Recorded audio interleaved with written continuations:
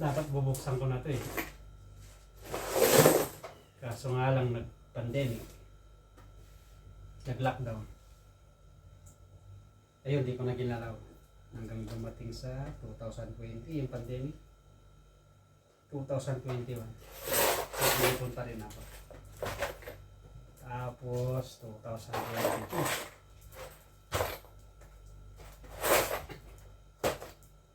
Ang ginagawa kong technique kapag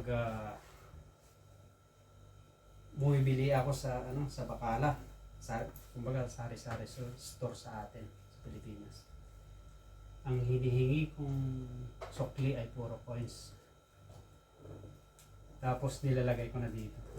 Marami na rin coins. Para magkasya na para sa tantika.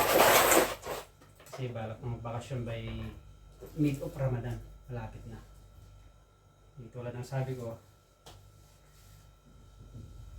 Talagang nagtyaga ako kasi kailangan eh. Natakot din ako umuwi nun. Baka hindi na ako makabalik. Kaya samahan nyo ako. By the way pala noon, nakukuha ko naman yung ticket ko every 2 years dati. Kaso nga lang, kapag hindi natapat sa bakasyon yung pagkuha mo ng ticket, minsan nagagastos na eh. Kaya kailangan mag-ipon. Kasi ito lang sabi ko, ang hirap, mabigat din yung ticket kapag shoulder mo. Sa ngayon, nung 2000 last year, 2022, yung every 2 years na ticket namin na ginawa nilang binibigyan ng monthly. Kaya gumawa rin ako ng pan-ticket ko sa alawas na ano ko. 2019 to 2020. 2021. Tsaka ito, last year, 2022. So, halika, samahan nyo ako. Buksan natin. Sana magkasya na to para sa ticket. Para wala kasang time na may pumunta ng city. May promo daw. Busy ka sa trabaho. Sa tiyak ko siguro. Kasi kabalik lang ng isang kasama ko. Umaasa lang kami sa kumbaga support. Tawag na. Para makapag-day off. So, ito na yung 2020 na dapat sana pamasahe ko yan, no? Kaso nga lang nag-lockdown. Kaya kung sabi ko, hindi ko na ginagalaw. Yung 2021, buksan na natin.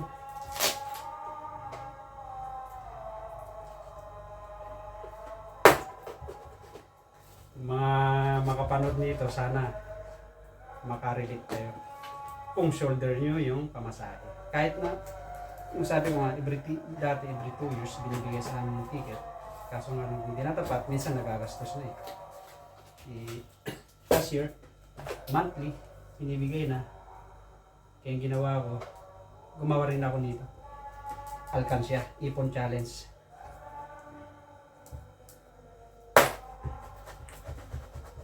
Sana magkasya. Marami coins dito kasi pag bumibili ako, tulad sabi ko, sa bakala o sari-sari stock sa atin, puro coins yung hiningi kong sukli. Tapos lahat ng mga food allowance ko na sobra, pag dumating na ng katapusan, ay dito ko na inilalagay. Higa, tignan natin kung gaano na karami. Kasi every month, pag may natira dalawang pera, eh, mga 5KD, 10KD, mga dinars, mga coins. Dito ka talaga nilagay. Ayan na. 2019 to 2020. Wow! 0 points.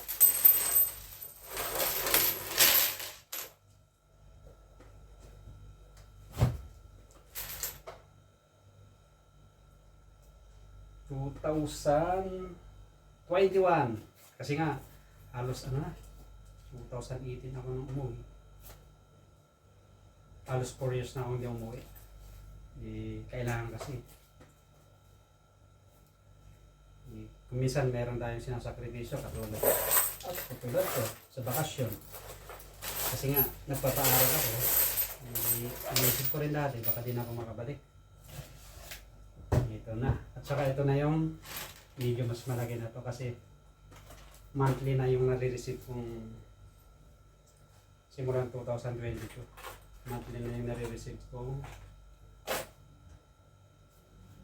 plane ticket. Pero dito ko pa rin nilagay. Kaya ito medyo buo sa pangbalik.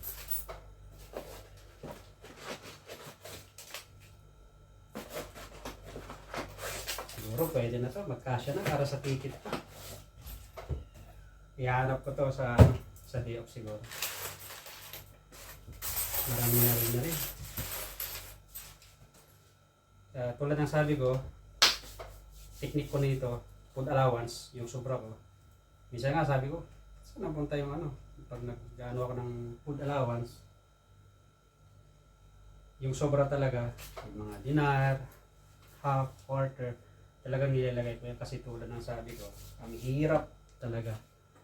Yung mga ilang buwan na lang tapos isipin mo kung yung pamasahe mo sa aeroplano. Yung ticket. Kaya ito na yung ipon challenge ko talaga. At saka nung pandemic, hindi ko na ginagalaw yan kasi nga iniisip ko kung magka-problema sa Pilipinas way back 2020, 21, wala kang mahingin na tulong eh. Reality. Eh, paano kung kailangan emergency? Ang mahal ng ticket noon. Kaya talagang hindi ko ginagalaw to. Baka mayroong pang laman. Okay, pilangin na natin. Samahan niyo ako.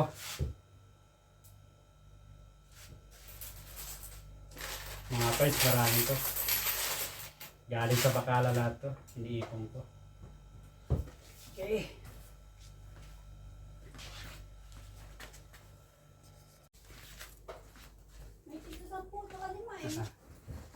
Halina kayo. Samahan niyo ako. At bilangin natin kung magkano inabot.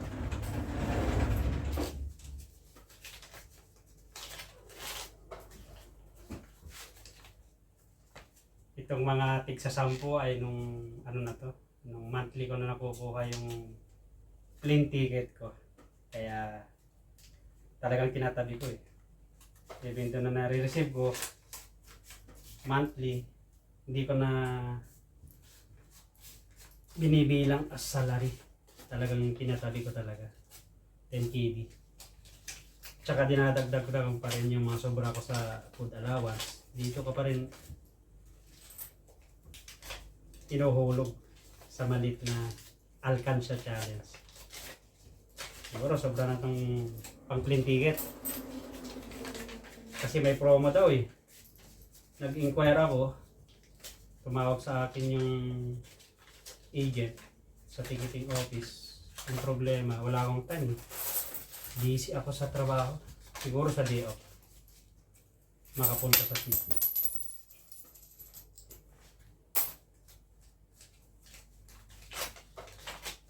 Almost to? 2000 ba to? July 2009 pala ako nagsimula nung pagbalik ko bakasyon. 1922. So almost 3.5 years. Okay, bilangin natin. Malaki.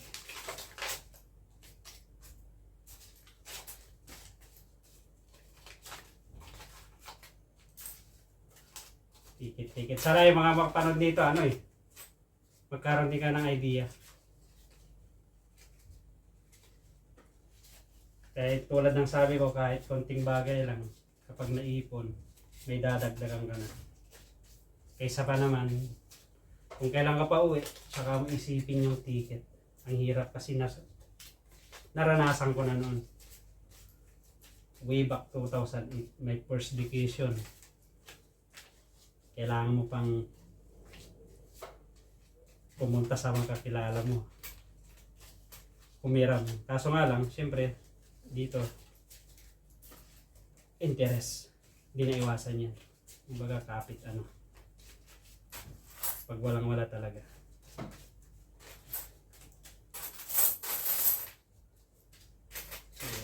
Marami-rami itong coins. Makaabot to ng ano. Itong coins pa lang, mga kulang 100 siguro. Mamaya, pag nabilang natin lahat.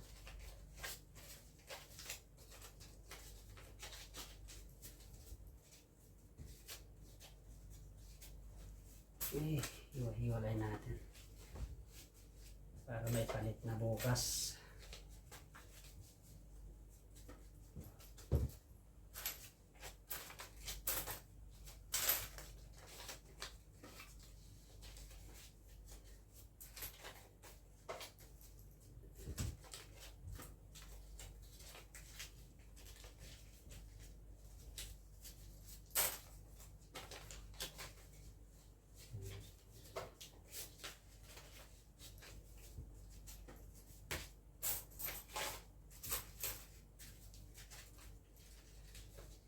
Marami rin ito.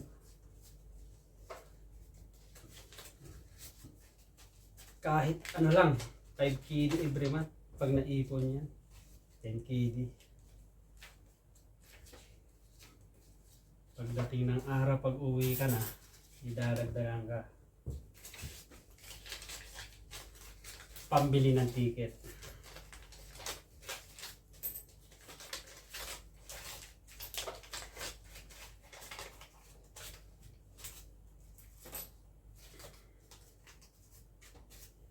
Kami nga, libre na ticket, minsan nahirapan pa kasi nga, dati tulad ng sabi ko, pag binibigay yung libre na ako ticket, pag di naman naitaon yung uwi mo na binigay, wala rin, magagastos. Maganda-ganda na ngayon nung start 2022. Monthly na binibigay. Hindi na every 2 years. Pero kailangan pa rin ipunin yun.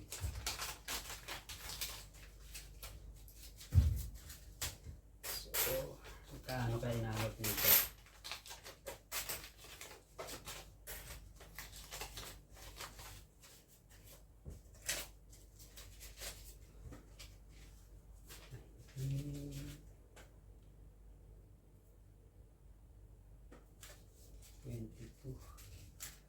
Halos 3.5 years pala to.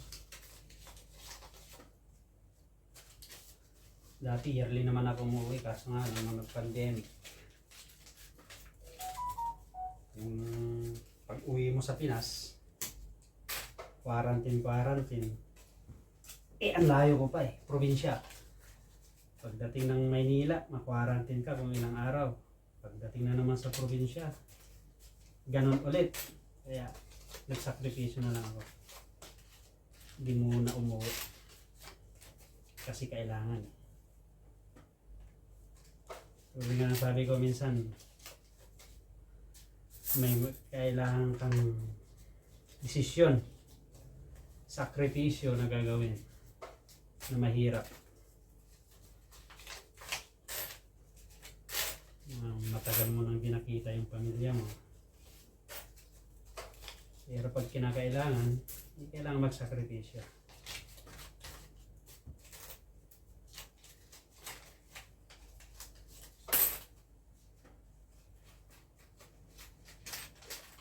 Tingin ko sobra to sa pan-ticket. Sana mabutan ko pa yung promo. May day out. Bukas makalawa.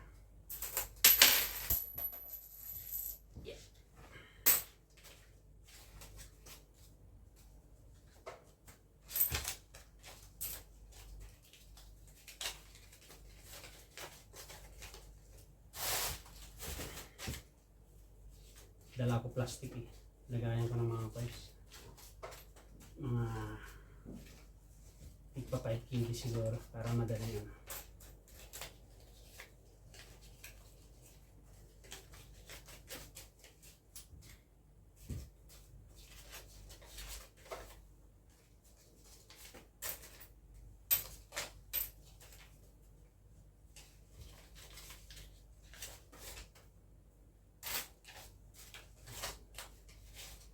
Dapat pala nung last year 2022 uwi ako. Nagamit ko na sana ito Kaso nga lang sinakripisyo ko uwi ko kasi yung pansigit ko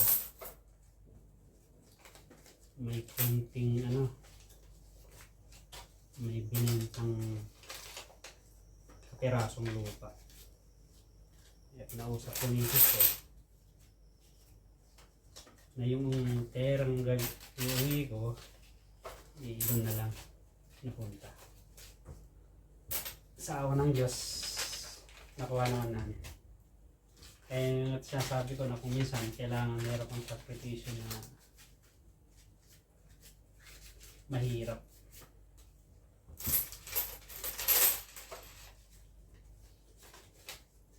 Gawa ng pandemic, kaya buong mundo natakot.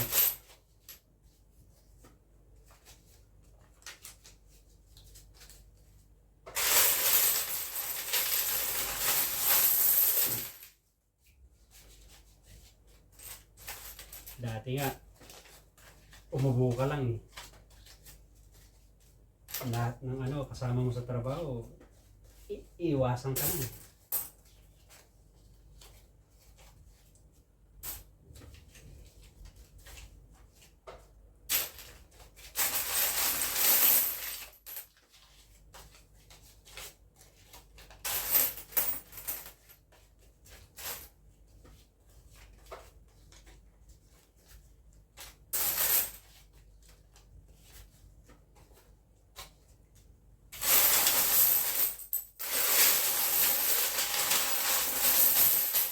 Marami pala itong coins.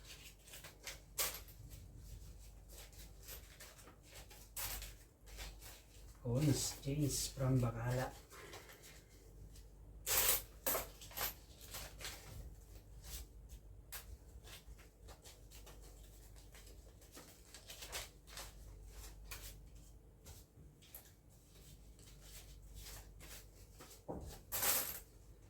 Ayos.